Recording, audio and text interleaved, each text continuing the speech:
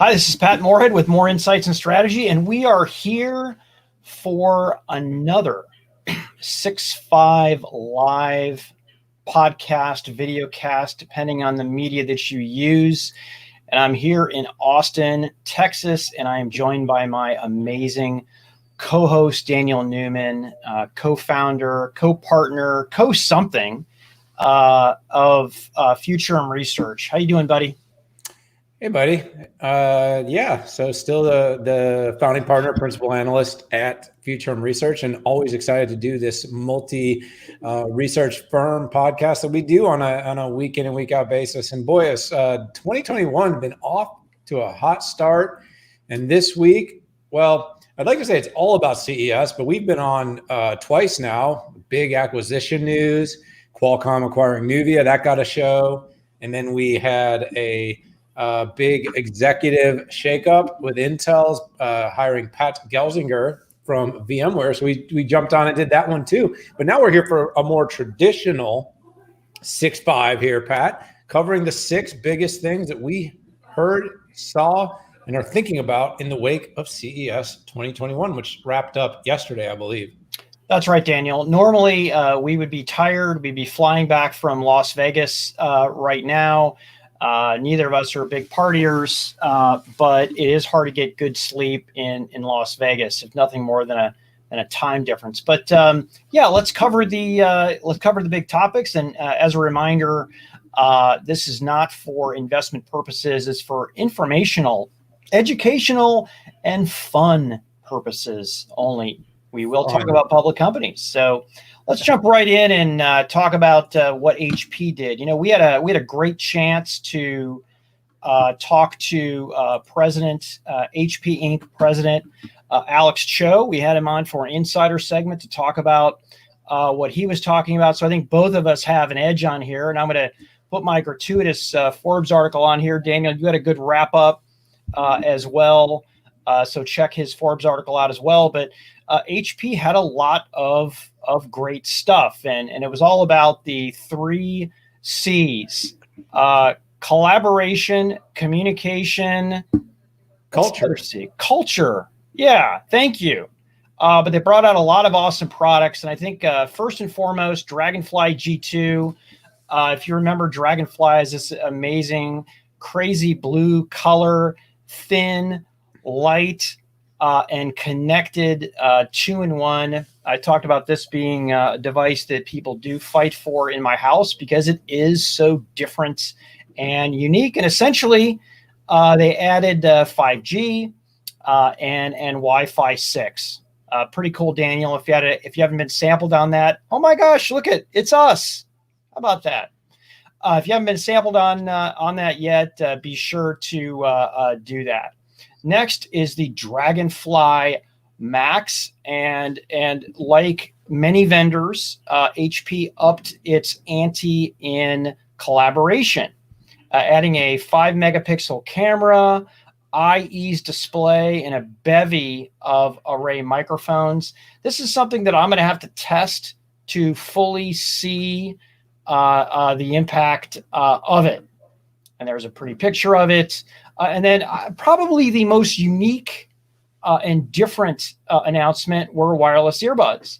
And the way that Alex Cho explained it is they put a lot of energy into the voice aspect of it. And I don't think that means music is not going to play well, but putting a lot of energy into, collaboration. So really good stuff from HP. I can't wait to bring it out. And one final one, maybe Daniel, you want to talk about the Elite Folio with the Qualcomm Snapdragon inside? Yeah, I mean, the Elite Folio brings a whole bunch of form function, a device that's really, it's really rooted in ergonomics, designed to give a lot of flexibility, playing somewhere in between that Surface device and that iPad device. And a really high quality materials are impressive, a really nice look, very lightweight. And using that stock from Qualcomm that we're really excited about. But overall, Pat, just as a quick note on HP as a whole, this company has continued to push the envelope, innovate. We've had Alex Cho on a few times. You know, the whole PC is essential narrative really found legs at scale in 2020.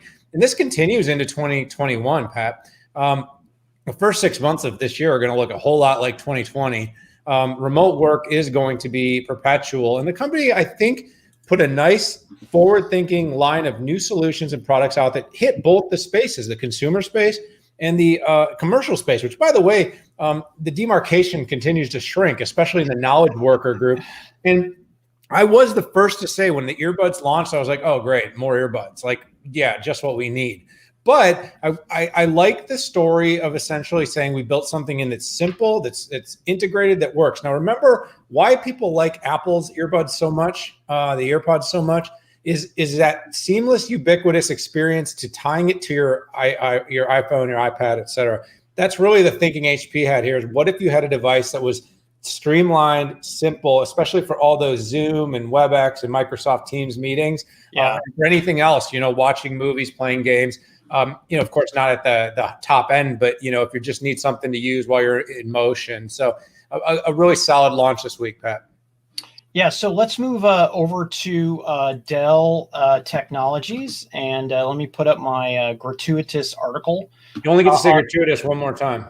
Yeah, gratuitous. There we go. That's it. Actually, we're going to talk about it. We're going to use the word 4 more times as we go through this. I just thought it was the best way to highlight it.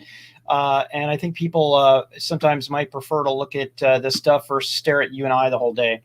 So Dell, similarly to HP, really leaned into new types of collaboration equipment. They did obviously go and improve their software, like the Dell Optimizer. So Dell Optimizer is basically using AI and ML to improve the performance, to improve battery life, and also improve the ergonomics. You might say, well, what do you mean by ergonomics? Well, if Optimizer knows that you're using it on a lap, it's going to take heat and move that away from your lap. It's magic. Now, the last Dell I used didn't use Optimizer like that as default, but I'm looking forward to see if Dell's going to do this into the future. Dell also updated its business laptops and workstation, and they added some pretty cool stuff, a thing called Safe Shutter. So automatically, if you're not using your camera, it closes the shutter. A physical piece of plastic covers it, and it's a little red dot. And when you're using it, it pops open. And so I'm thinking that gone are the days of us putting tape over our camera, and I think that's pretty cool. Using a physical system that's auto magic to be able to do that. If you think about it, I know nothing's easy out there, but when it senses it has electricity, it opens. When it doesn't, it closes. And I think that's pretty cool. Also, adding 11th gen processors from Intel, which I'm pretty excited about. You get a much better CPU and a much better GPU. Okay, let's go down to one of the most interesting things, and this is video conferencing monitors. Okay, so a classic monitor, it doesn't have a microphone array. And it doesn't have a camera. So if you're at work and you come in with your notebook, you're going to have, let's say you've got a 13-inch notebook. The camera might be looking more up your nose. Sure, most of these systems, new notebooks have array microphones, but not as wide as, let's say, a monitor. So Dell has these new video conferencing monitors with a better camera, and 27 inches and 34 inches, meaning a much better microphone. The key here is that they're Microsoft Teams certified, and that means there's a dedicated button that you press when you want to do this. And you can see it right there, a 5 megapixel camera, an IR camera, dual 5-watt speakers, and canceling microphone. And Daniel, you once had a CEO job in this space. The benefit when you know what kind of sensors you're dealing with related to the quality of your collaboration. Yeah, I mean, it was a big rollout, the line, and Dell always has a pretty comprehensive CES. We're seeing the advancements in everything. A couple things that caught my attention: the application of the Intel 11th Gen and the Evo line. I saw your post, Pat, on I believe it was LinkedIn, but my immediate reaction is Intel, and we'll talk more about Intel in a moment, but has definitely made some strides in this space, the next generation of vPro, Evo. And Dell is one of the companies that typically is first, very tightly partnered with Intel. So that's definitely something that caught my attention. Is going to be something to watch. Are those early rollouts of those 11th Gen and those new Evo based notebooks. And then to your point, this trend here, Pat, and we're going to see it from others. Dedicated collab companies like Poly are going to be rolling out products like this because there's a need for it. So Dell, interestingly enough, is sort of cross-placing itself inside of collab because it needs to. Same as what HP was doing with the new Macs and some of the others, building better mousetraps for collaboration, knowing that so much video and so much meeting technology is going to be driven by our PCs, whether that's our desktops, our notebooks, building a better mousetrap. We all, if you're not you and I, and you're not in a position where you're constantly getting new toys and you're constantly playing with new technology, and you have the benefit of having lots of vendors putting new technology on your desk to try, you understand that doing Zoom meetings on a 4-year-old laptop with an old camera and a crappy microphone is a pretty terrible experience. But as we turn the knob to 11, I think you wrote an article with that in the headlines, Pat. As we turn the knob to 11 on making this stuff work better, it's going to make that remote work experience better. And let's face it, remote work is here to stay. Dell sees it, HP sees it, the video companies see it, the Zooms, the Microsofts, everyone sees it, but we needed to make it better. We haven't made it better enough, and some of these announcements are pushing the envelope on that. So kudos to Dell for that. Yeah, I got a newfound respect, Daniel, for integrated systems with the Desk Pro. I pretty much written them off for dead. And then using the Desk Pro with you has really been a cool experience. And then on the opposite extreme, you have 100% PC based. I'm really excited about this in between. And I know being in between isn't always the best place to be.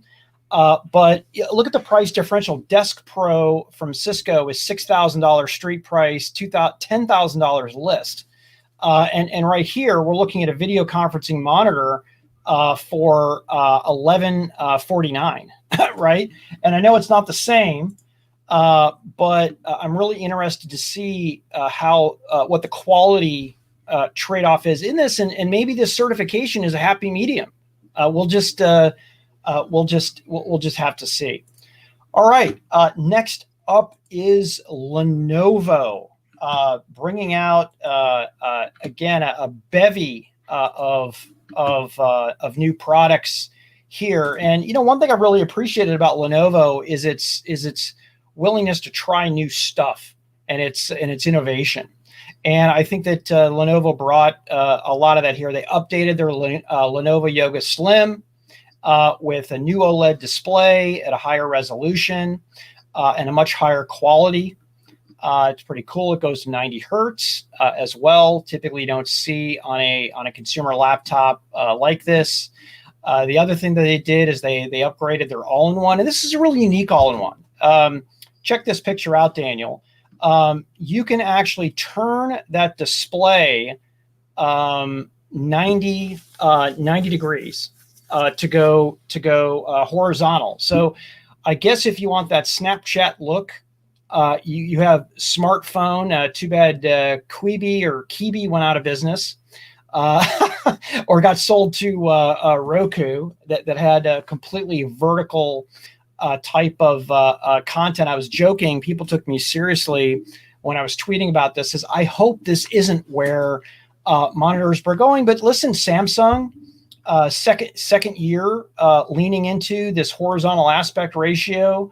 And I wish, you're seeing it horizontal, not vertical, but who knows? Vertical displays could be the future. Here's the updated Tab P11. Really the only company to hang in there with the Surface from Microsoft. HP and Dell got out of the connected tablet market and really going after it. Much lower price than the Surface, and it comes with a Snapdragon chip.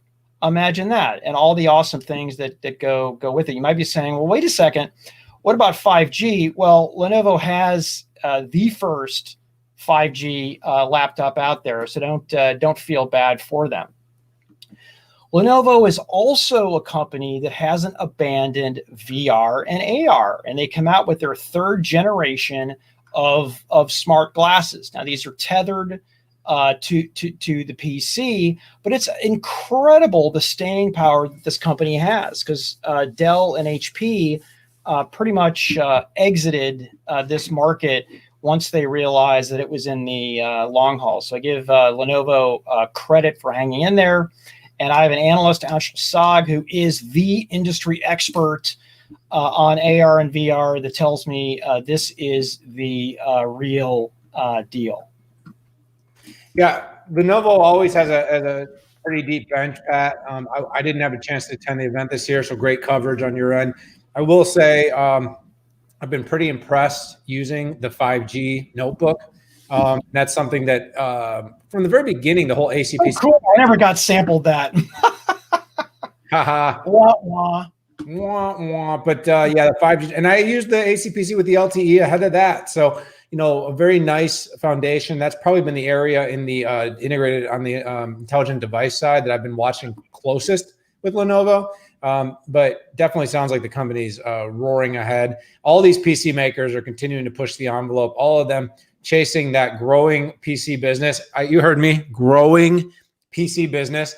And of course, 24% growth in the fourth quarter, according to Canalys. Yeah, pretty good growth, Pat. So yeah, those early reports of the demise of the PC, I think, have been largely overstated.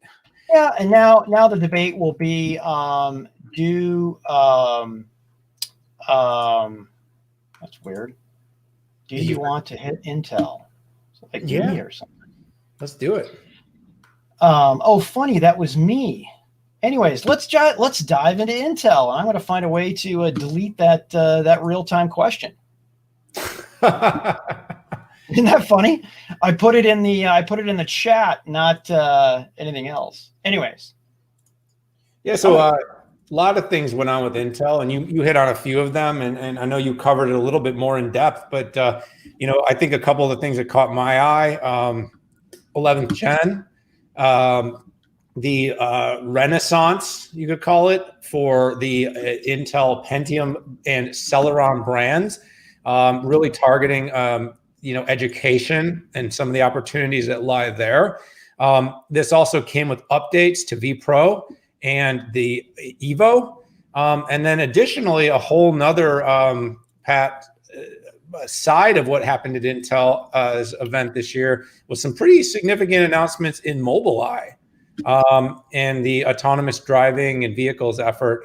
Let me ask you there, Pat, you've got multiple pieces there. Where do you think we should dive in first? It's up to you, buddy. You want to hit? It's up to you. You lead it, man. Let's start with the processors, and then let's jump over from 11th gen, and then we'll talk a little bit about Mobileye. So let's run down what you got there. Yeah, sounds good. So let's hit the first one. First of all, GB kicked it off with some corporate stuff around shipping 10th generation Ice Lake server. And I thought that was a good way to put that. Especially, it was good for GB to do that because as of this week, they probably didn't want their CEO to be talking too much about it. Thought that was a smart move. Let's talk about Evo for Chromebooks and Evo for 11th Gen vPro. So 11th Gen vPro came onto the scene. And by the way, them getting 11th gen Evo out there was about 6 months before you would normally expect vPro to come out. And then they've tacked on the experiential piece of it called Evo. And then to my surprise, even Evo for Chromebooks. And think of Evo as premium. Think of Evo as going through multiple tests to make the experience good. My big strategic takeaway from this is the increased rate that Intel is operating. And the second thing that we saw, and you mentioned this, Celeron and Pentium Silver for education, not really too interesting to me, but I think the Pentium brand makes a comeback, and to this day, people still know Pentium. And also thinking of the big picture, well, why not Core? Bringing in lower end brands helps protect it when they've got to take prices lower in education, and they can deliver the value, but decrease the potential damage that pulling it down there could make. All right, Intel Gaming goes 11th gen, and what that means is, first of all, cranking wattage on those parts. We saw 11th gen at 15 watts, moving it up to 45 watts to hit H series AMD right between the eyes. And it's funny, I only realized this now, was there had to be some special work between Intel and NVIDIA to make this stuff work. Intel didn't really talk about it, and NVIDIA really didn't talk about it. But when I compared both of their notes and what they're doing, they're essentially helping each other out.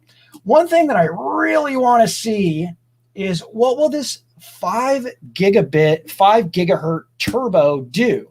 And as you know, Daniel, in gaming, single thread, even 2 or 3 thread going at 5 gig will help a lot. And Intel's also doing better power sloshing between the NVIDIA GPU and the Intel CPU, which takes collaboration that nobody wants to talk about. So just in time for the new RTX 3060 mobile out there. And I think Intel to me looks even more competitive in notebooks than it did last year. Yeah, and you gotta acknowledge. I mean, again, another company that's demise was much larger. Stated demise was much larger than reality. Still has very strong market share. Still has a very strong set of ecosystem relationships. And we talked a lot about this just related to the Pat Gelsinger appointment to CEO. But the company rolled out a dynamic set of new SKUs. Kind of across the different sections of the notebooks, and is definitely going to see its SKUs inside of the major OEMs across the world. And what's happening with, like I said, what I mentioned with HP, what's happening with Dell was, with Evo and vPro. These devices are getting more robust. They're getting more capable, more connected. So, I'm cautiously optimistic, Pat, that that Dell is getting back on the right track, and the slate of announcements from this event were encouraging. Do you want to quickly touch on Mobileye? Yeah, let's do that. I got to give credit to Mobileye. So first off, the run rate that they have is about a little over $1 billion, which for a business in its infancy is really, really good. And what I've really grown to appreciate about Mobileye is when they say something, it ends up being true. Their heritage of being the original L1 driving company and the original L2 driving company when it came to Tesla, in my mind, gives it credibility. And when Intel and Mobileye combined forces, Intel was working on L5 and L4 and even L3, combining that. And one of the coolest things that they did is they've integrated LiDAR into their stack. And LiDAR is typically that thing that looks like a police car siren at the top of these cars that are absolutely massive, and they draw a bunch of power. But Mobileye talked about that actually integrating this into their chipset. So you use vision as primary, and you use radar and LiDAR as secondary communication devices. The only other company that I'm aware of that also does this is On Semiconductor out there, and I think this is really cool. And as you can see on the screen, they came out with the trinity of this approach, which is a little bit different, which is ADAS as ADAS for redundancy, REM for using a crowd-sourced mapping technology, and an RSS model for decision-making governance. And the company had a different name for this before, but it's essentially, a lot of us don't want to talk about it, but when we're in an emergency and the car needs to swerve, are we going to hit the truck over here, or are we going to hit the school bus over here? And who is liable for damages? That is something we have to get to. And my final comment on this, Daniel, my apologies for sucking the oxygen out of this podcast, is that what was the final thing I was going to say? Actually, I completely forgot what I was going to say. So the floor is yours. Just keep going. But the overall point here is that there was a series of really material announcements that, the theme from Intel was bringing autonomous vehicles to everyone in this shortest horizon possible. And you're starting to see encouraging signs of that. And by the way, that was a big underlying theme throughout the entire CES event.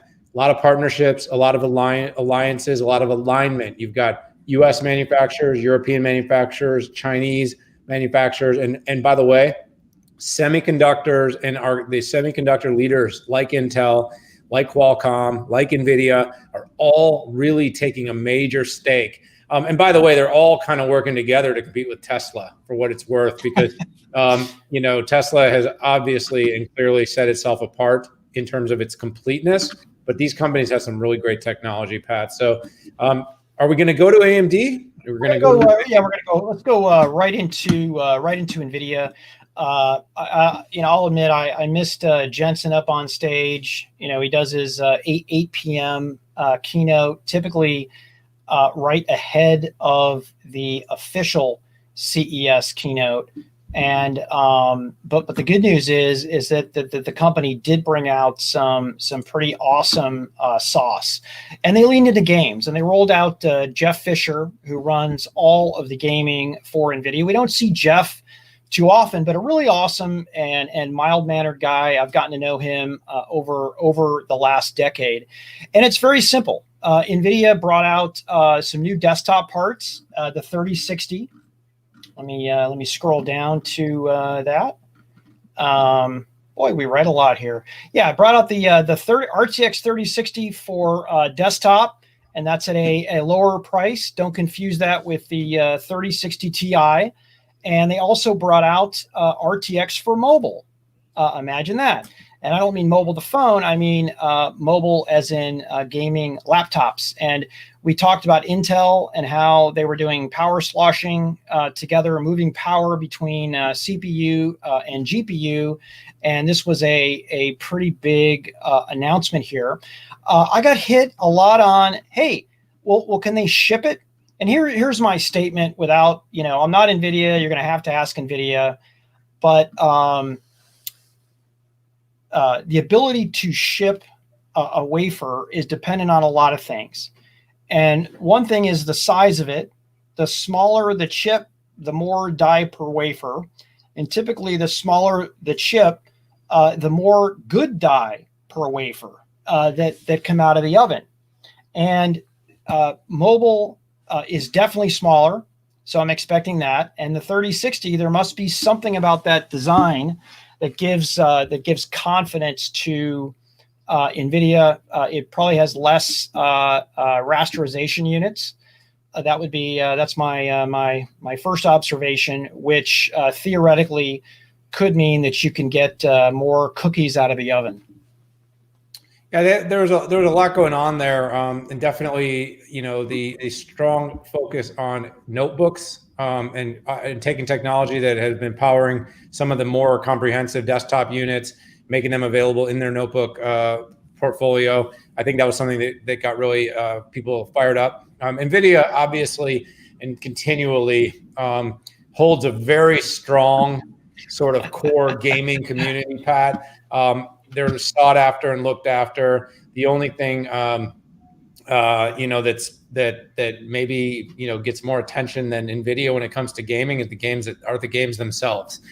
So a very strong slate. And I know you're gonna make the case for AMD after this, because AMD also has a pretty strong following there. But before we do jump over to AMD, Pat, because I just want to wrap up one last thing is, NVIDIA did have a fairly impressive set of announcements slated around their ADAS and mobile and autonomous vehicles. One of the things that definitely caught my attention, by the way, and I think it's worth everyone checking out, was the MBUX cockpit. And I don't know how many of you saw that, but that's the Mercedes-Benz. They launched a 56-inch AI-driven nerve center in partnership with NVIDIA. And this thing was pretty darn impressive. And if you get the chance, go check that out. It's the future of what you're going to see when you step into your vehicle, especially if you're a Mercedes-Benz driver. And one other thing of interest too was there was an announcement of a teaming up. I don't know if you're following, Pat. I follow them because they've had one of the fastest growing stocks of the year, but that was NIO. And actually Qualcomm and NVIDIA partnering up to deliver the kind of core ADAS and AI and automation technology for the future of the company's the core AI and compute that's going to power NIO's vehicle. So NVIDIA was doing a lot of things across the spectrum. But Pat, let's wrap this show up. Let's talk about AMD. Yeah, let's go right to these cats, and they were very focused here. And by the way, thanks for bringing in that MBUX. MBUX, Mercedes-Benz UI. It's cool. You got to check it out. Yeah. AMD's big announcement here, and for some reason it's not coming up. Let me add to the stream, was their mobile Ryzen 5000. And no, this isn't for smartphones. I still get confused sometimes when the PC industry calls it mobile, but essentially it's an update to its Ryzen 5000 series. The key adder here is Zen 3, and with it comes its double-digit improvement in IPC. And AMD is also touting better battery life and continuing the march of the only 8-core thin and light laptop. And essentially what that means is this is 15 watts, and Intel's 8-core are 35 and 45 watts. So it is truly unique here, and I do expect them to pick up some market share. And as you can see, there are a ton of processors here, not just one, not just two, but an absolute onslaught of processors. And as you can see, fully replaces the 4000 series from top bottom. AMD loves to show this because Intel is more targeted in its features, where AMD is essentially putting nearly every feature on every one of its parts. It looks like it's reserving a few SKUs to go lower price to keep them with Zen 2. But anyways, that's pretty much the highlights there. H series for gaming and content creators, and U series for thin and light notebooks. Yeah, a pretty comprehensive set though, Pat, but focused, right? Not quite as all over the place. Lisa has always, delivered a pretty solid performance this year. A lot of talk. This week was sort of interesting though, Pat, as sort of a wrap-up theme, right? With CES going on, but concurrently some major shakeups inside of the semiconductor industry. The Nuvia deal was not a small deal, despite the fact that, it might have been small compared to the dollar associated with the Xilinx or the ARM deal.